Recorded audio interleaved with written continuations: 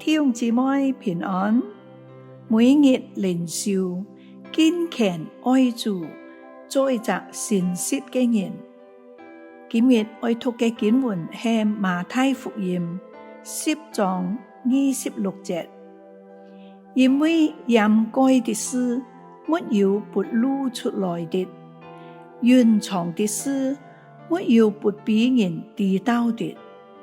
小故事就講到，有一個人在夜晚時開車，就經過一個十字路口，也達時候交通燈嘅黃燈竟然轉成紅燈，佢都心想環境冇差，於是加快速度就衝過去，結果好唔巧嘅就俾警察攔下來。警察就問佢：你冇看到紅燈咩？佢回答話：有啊。警察又問佢：阿娘樣，你做乜嘅行衝紅燈啊？佢就講：因為我冇看到你啊。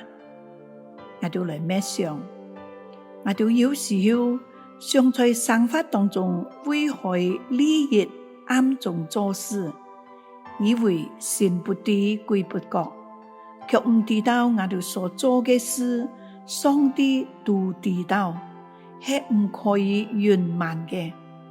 思想一下，近來嘅想法兩樣，應當以堅強嘅心，堅強過日，唔好俾撒旦在我哋嘅想法當中有機會來誘惑我哋。我哋一齊來禱告。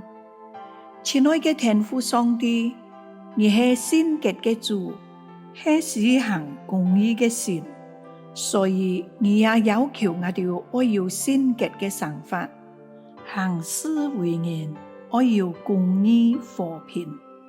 求你幫助我哋，唔好為私人嘅利益而行不義嘅事，就得罪害你。反而愛有誠實堅強嘅心，尊而為大，凡事都討你嘅喜悅。我就禱告係奉主耶穌基督嘅名，阿們。